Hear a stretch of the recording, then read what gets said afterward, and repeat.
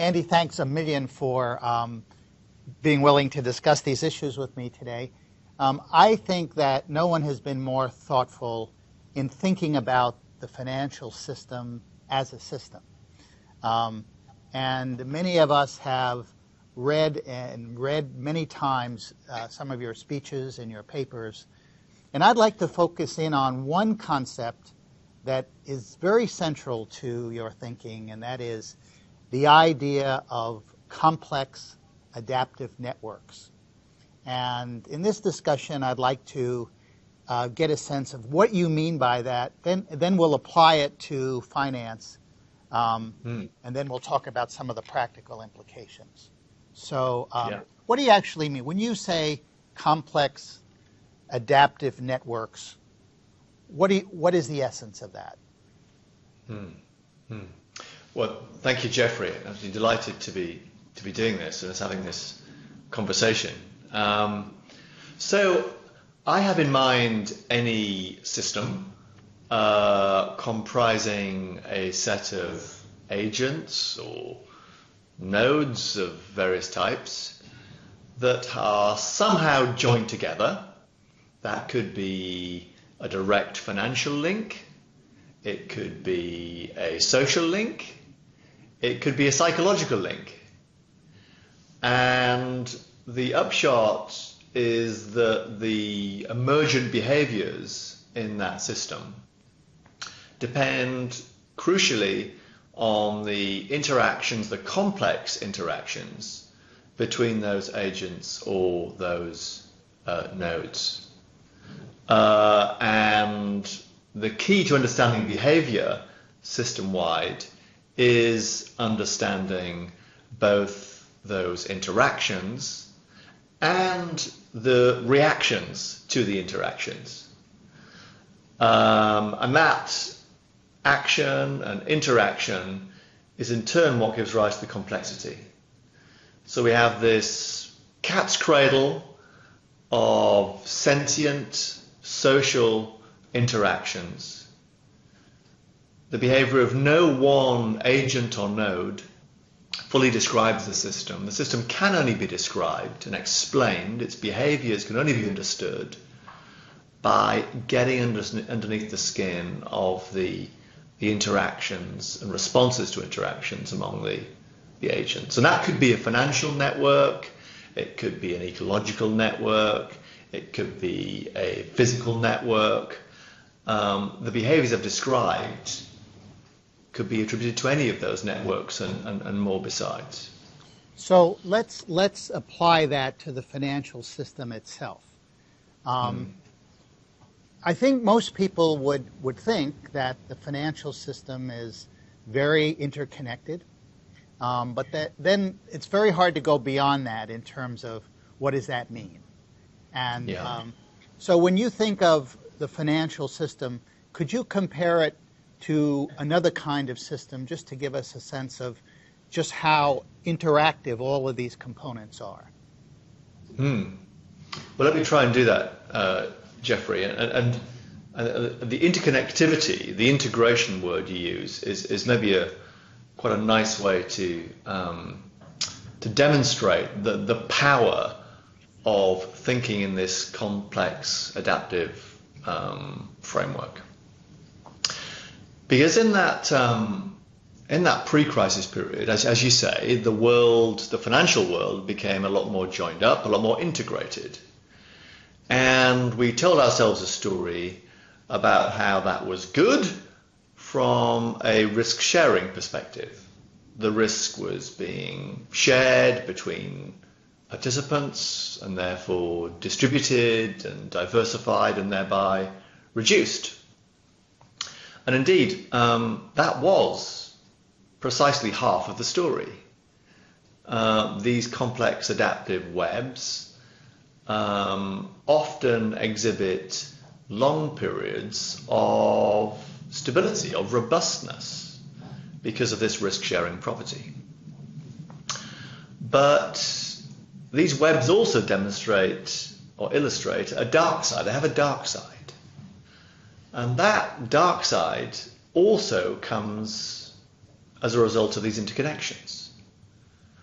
because if a disturbance, if a bad outcome is sufficiently bad, sufficiently adverse, that interconnectivity serves to spread the problems.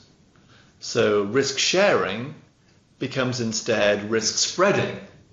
It becomes an amplifier, a source of contagion. And in models of physics, in models of ecology, in models of epidemiology, this is often referred to as the robust yet fragile property of networks. That interconnectivity does indeed generate robustness, risk sharing, some of the time, but it can also give rise to a fragility if the disturbance is big enough to flip us the wrong side of the tipping point. And that pretty much, that's not the worst description, I think, of the situation we found ourselves in, say between 2000 and 2008, 2009. In the first part of that period, we had a situation of really very considerable stability. When shocks came along, they were distributed and dispersed. Integration served as a shock absorber. But then when the big one came in 2008, that self-same integration, interconnectivity, served instead as a shock transmitter.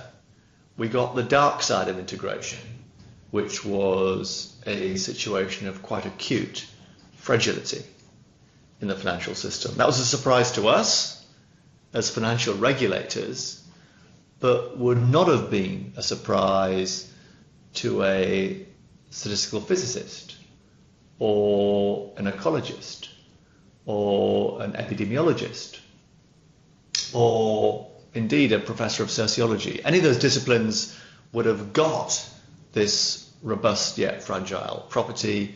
We, on the financial side, learnt it to our cost from real-world experience. So, what are the policy implications here? You want the robustness, obviously, and you want to minimize the damage when the tide goes the other way.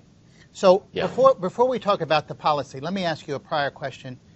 Is the human mind capable of fully understanding how these networks actually operate?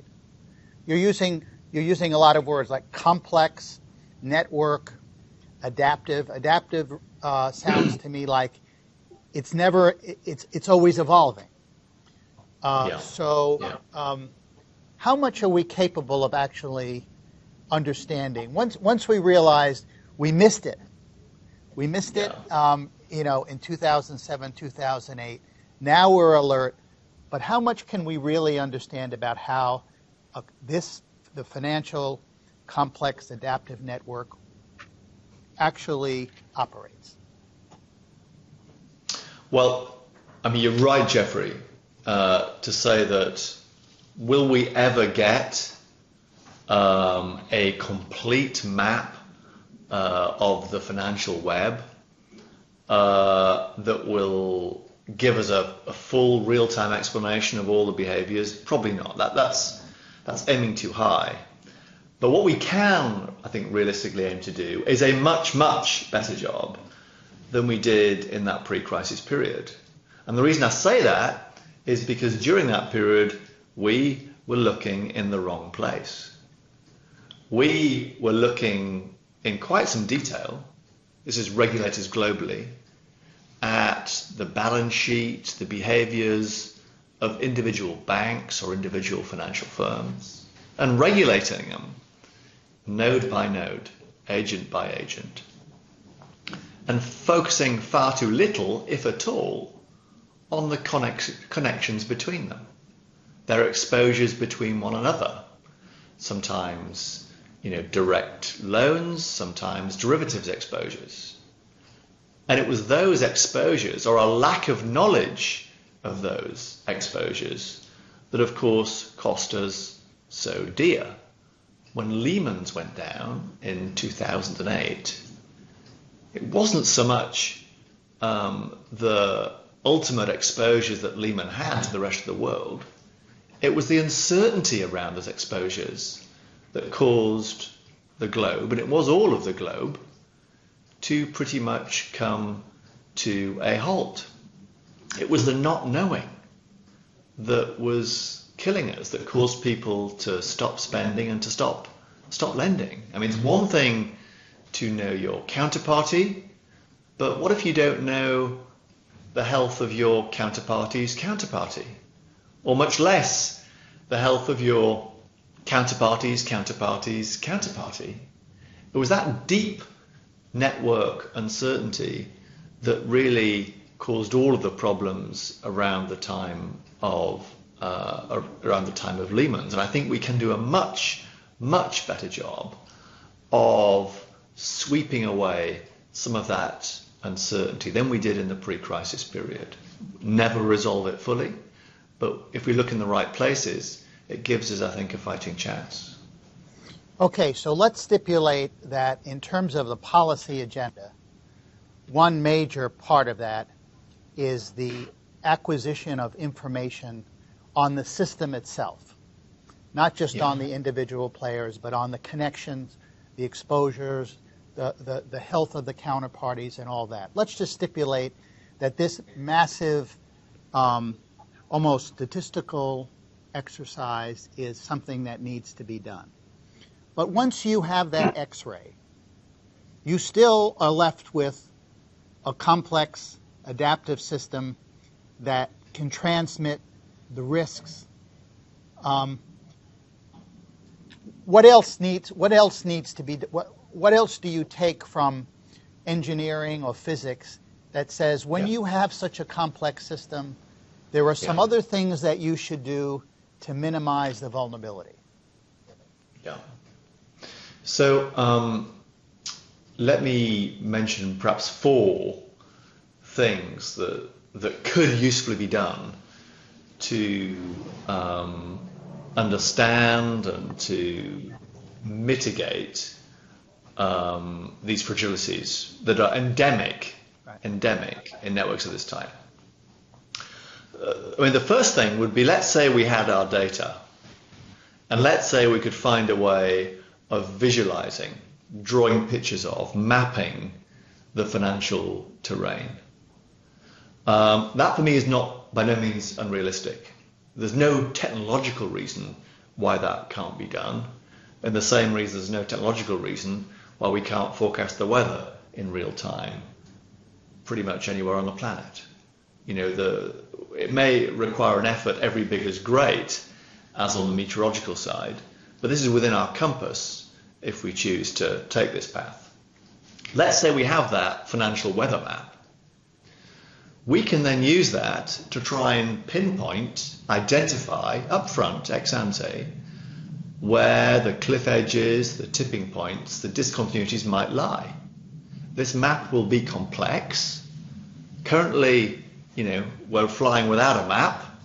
Having a map, however imperfect, will let us know how close we are to things flipping, to things tipping, to these discontinuities tumbling us downwards. That'd be one thing, mapping or stress testing. A second would be regulating. You know, one of the key lessons for me that I took away, say, from epidemiology is that you shouldn't apply the medicine, the vaccines randomly. You need to target your vaccination. And the way you target your vaccination is upon those agents, those nodes that are most susceptible to spreading the disease. So when HIV/AIDS was first being thought about during the 70s, and there was work done to understand the optimal way of vaccinating, very quickly some ecologists decided that the optimal way of doing that would be target the preventative measures on what they call the super spreaders, the most promiscuous, actually. And the self-same principle applies today in finance, that we should regulate most actively, vaccinate first and foremost those institutions that spread contagion furthest and fastest, which is so those often would what be the most interconnected, the ones that are most interconnected. Exactly so. Exactly so. And interestingly, that principle, that super spreader principle, is now enshrined in some of the regulation we've put in place over the last year or two, where we've sought to ensure that the world's biggest, most connected banks hold larger cushions of capital than their smaller, less connected brethren. And this is quite a big volte-face. It's a 180 actually for the regulatory community, because in that pre-crisis period we told ourselves about the biggest banks diversifying their risks, and therefore we allowed them in regulatory terms to run with less capital than their smaller, less connected brethren. We've now flipped that round because we've belatedly understood the lesson that epidemiologists were telling us 30 or 40 years ago, which is target your protection, your insurance on those that spread the disease furthest and fastest. And that we now are doing. Be a second lesson. A third would be keep it simple. So a natural temptation, if you're a regulator like me, would be to say, look, the world is tremendously complex and becoming more complex. That necessitates a complex rule book. Complex adaptive system necessitates a complex adaptive rule book. That sounds intuitively right, but in fact could not be more wrong. Because you do not fight fire with fire, and you do not fight complexity with complexity. Otherwise you get complexity squared. You make a bad situation worse. What you find from studies from all sorts of disciplines, including finance, is that the best response to not knowing, to complexity, to deep uncertainty in the Knightian sense, is not to add more complexity, but instead to simplify, to look for a small set of rules of behavior that are robust to not knowing, if you like, that are robust to ignorance.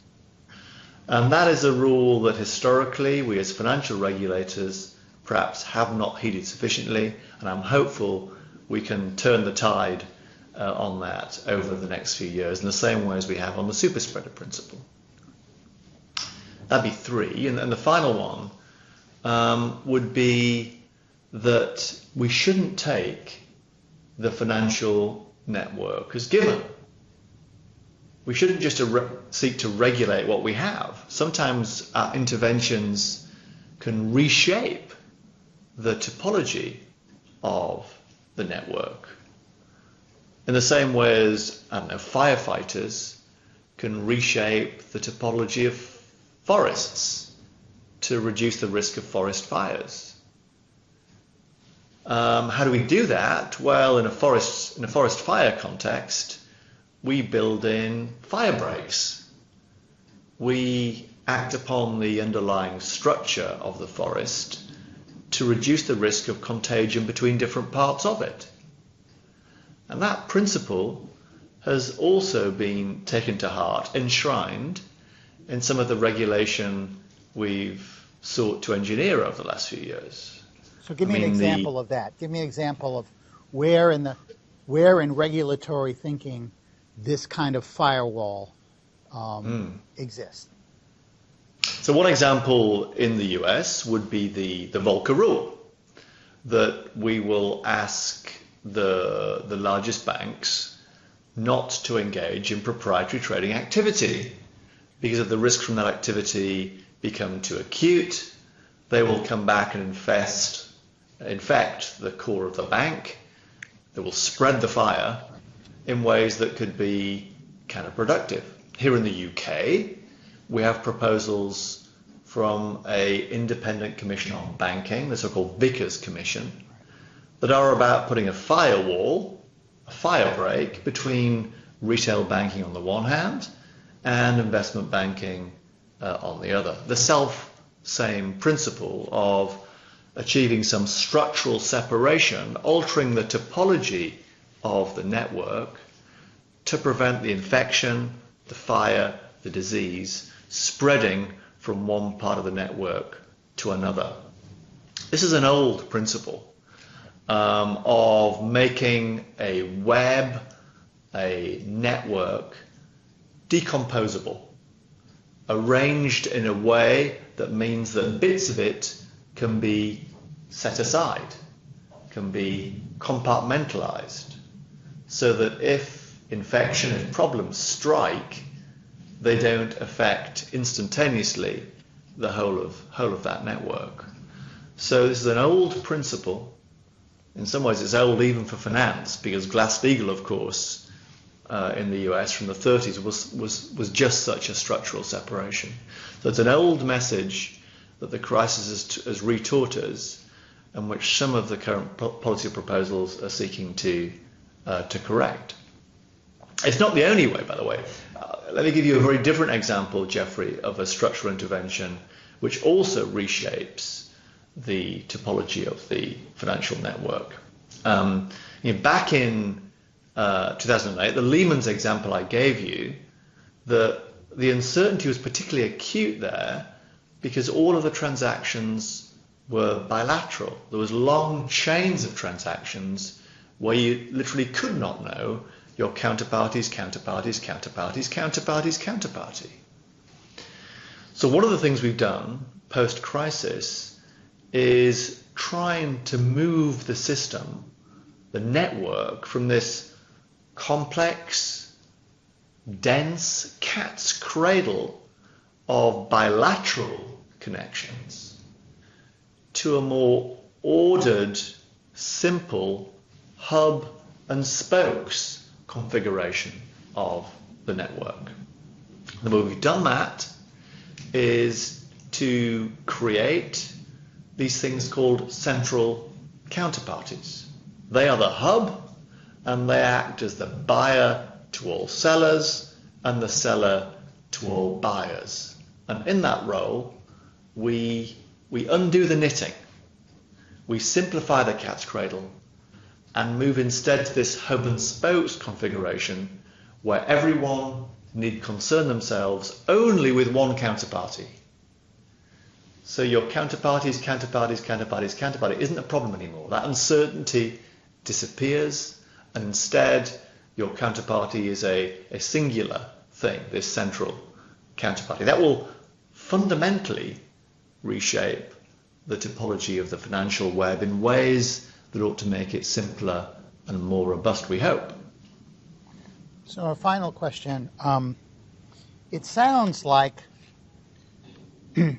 that what you're saying is that as complex as this network is, and as much as officials missed that point before the crisis, in fact, there is de facto a general movement to deal with this network in an intelligent way.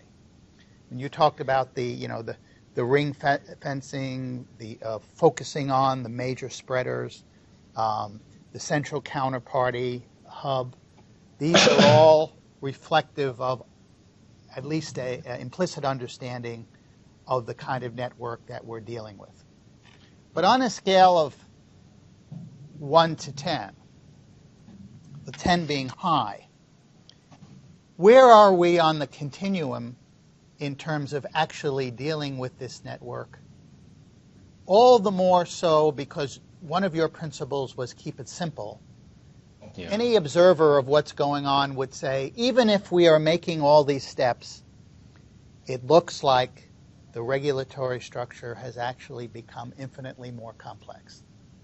So I'd just like you to deal with how much progress have we actually made, the difference between the lip service and the actual, and I don't mean for today, but if you were just to take the next several years, how optimistic are you that we'll actually get there, and that we'll get there also with the principle of not adding complexity to complexity, or not adding too much? This is a great question. Let me try and answer. So in regulatory terms, I think we've made quite a bit of progress in quite a short space of time. But let's be clear, there is plenty of unfinished business.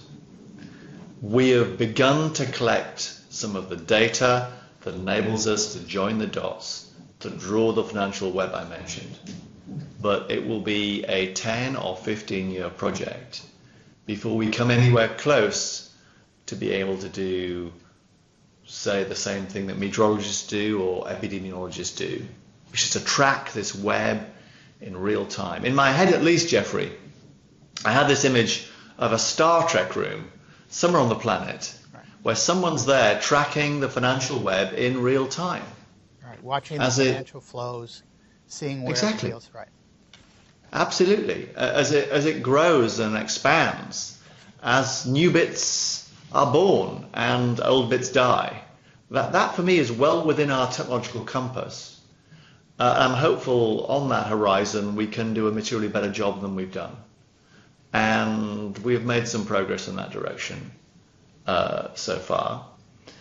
On regulation, we are now targeting the super spreaders.